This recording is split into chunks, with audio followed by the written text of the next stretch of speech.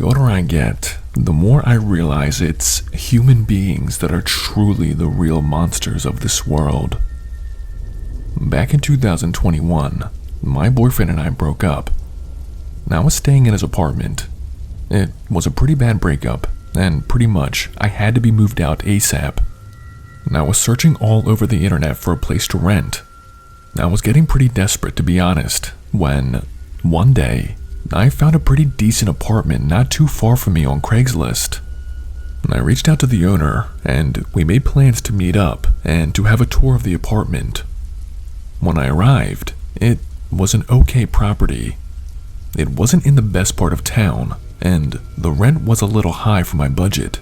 But, again, I just needed to get out of my boyfriend's place, so I couldn't be too picky. The owner seemed like a really nice guy. He was in his late 50s, and he said that he owned a bunch of these properties around town. He let me in the front door. It was a single house that he was renting. Now, call it women's intuition or just following my gut, but the second that I walked into the house, something was off. You know how you can get those weird feelings in the pit of your stomach that tells you something isn't right? Well, my stomach was screaming that at me. But I did not want to be rude, and again, I really did need a place to stay. He showed me the kitchen, the living room, and the bedroom. The place wasn't fully furnished, and it would need some work on my part. And that's when I started to notice these weird symbols in the corners of the walls. At first I thought maybe the last tenant had doodled them, but I noticed that the symbols were on most of the walls. I asked the owner what was up with all the weird symbols. He only laughed and said not to worry about them. Then we got to the basement door. The owner at this point seemed very excited. He said the basement was the best part of the whole property. He opened the door, and it was completely dark. I could smell this musty, rotting smell and nearly gagged. I tried to step away from the door, but he put his hands on my lower back, trying to guide me down the steps, saying, "Come on, let me show you the best part." I realized there could be nothing good down there. I know this will sound strange, but I could feel the evil that was radiating from the basement. At this point, I did not care about being rude. I said that I needed to use the bathroom real quick and just booked it out of the house. I got into my car and sped off. In my rearview window, I could see the owner just staring at me through the front window. I don't know what prompted me to do this, but my dad is a police officer in the next town over. I called him and told him I think he needs to send officers over to that place ASAP.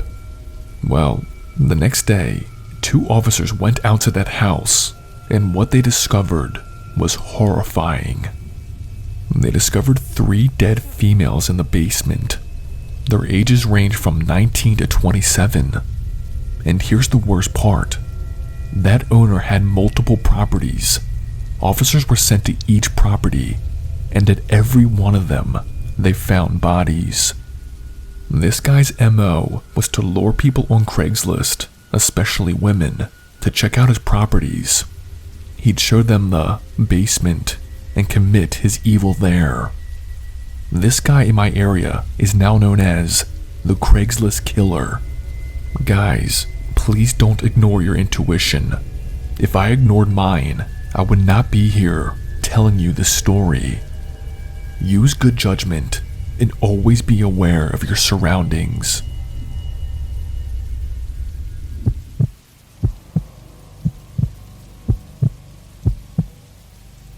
We live in a weird world, everybody. And here's why. A few years back, I was looking for a new couch on Craigslist. My old one was chewed up by my dog, and I just couldn't take the embarrassment of my friends asking me why I had such a shitty couch. After hours of scrolling on Craigslist for something decent, I found this blue couch for an amazing price. The description said that it was like new, from a pet-free home and no issues. I was sold and quickly made arrangements to pick it up from the seller. It was only a 5-minute drive to pick it up. It was being sold by some older lady by the name of Betsy. She was nice enough and actually gave me an additional $20 discount when I got there. Happy about my new couch and ready to have my friends not think it was a piece of shit, I had it loaded in my truck and was ready to head back home. But as I was about to back out of the driveway, Betsy tapped on my window. I rolled it down and asked what's up. She looked at me, now all the friendliness and happiness gone from her face, and said, "I'm warning you, strange things have been happening with that couch."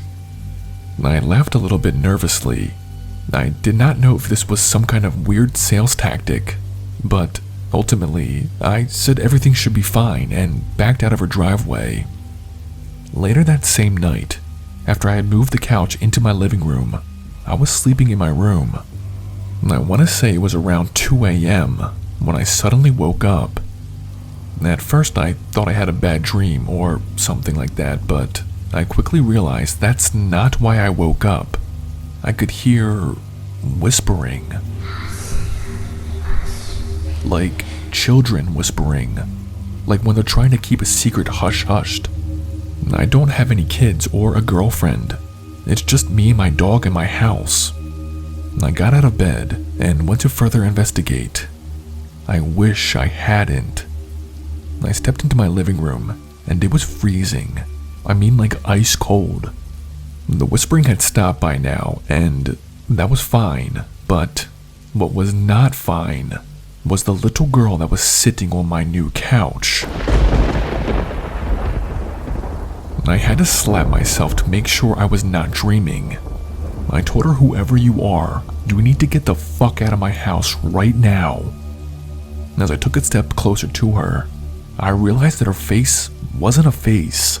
It was disfigured, like when paint colors get all mixed up on a canvas.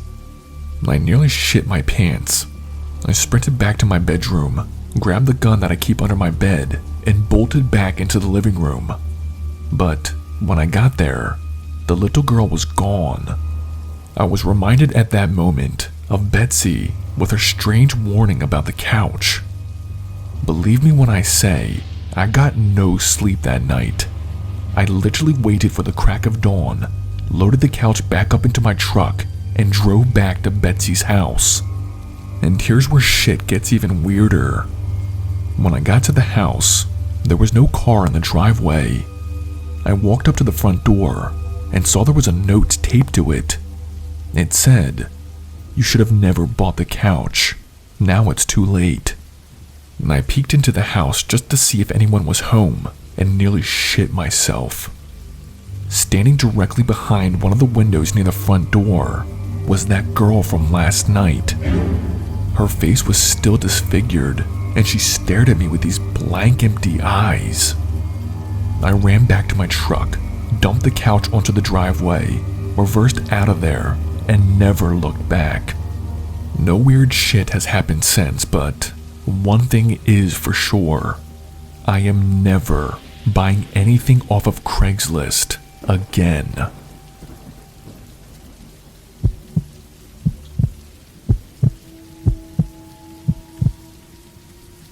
Well, let's just get right into it. I live in a small town outside of Philadelphia. I have a minimum wage job and my life is pretty basic if I'm being honest. Since I'm not rolling in the money, I buy a lot of stuff from secondhand stores and Craigslist. Well, last year, my phone broke. Like, it's shattered and everything, and you cannot even see the screen. Buying a brand new phone was way out of my budget, and I decided my best bet was to get one off of Craigslist. I found a good deal on a used iPhone XR. It had a few scratches, but anything was better than my shattered phone. The seller and I agreed to meet at a time and a place. We met at the local police station around 8 p.m. at night. I always meet here, just in case anything bad goes down. The transaction went fine. I gave him the cash and he gave me the phone. Easy enough, right? Well, once I got home and put my SIM card into the phone, things started to get really weird.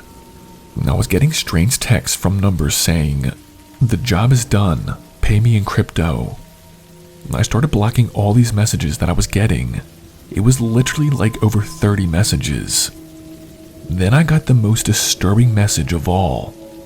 Mom, 2 kids, single, her car's marked, waiting for the signal. Then I was sent photos of this mom and who I assumed were her 2 children. They were tied up and bound.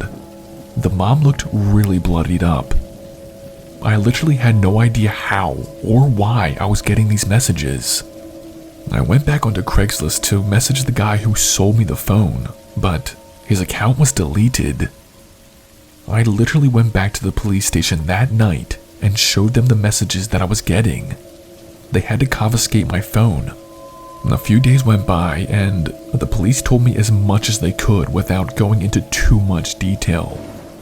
The messages that I was getting were apparently from some human trafficking ring. Whoever sold me the phone was most likely in on it too. But I guess my question is, why did he sell me that phone? Like, why would he sell me something that could possibly incriminate himself?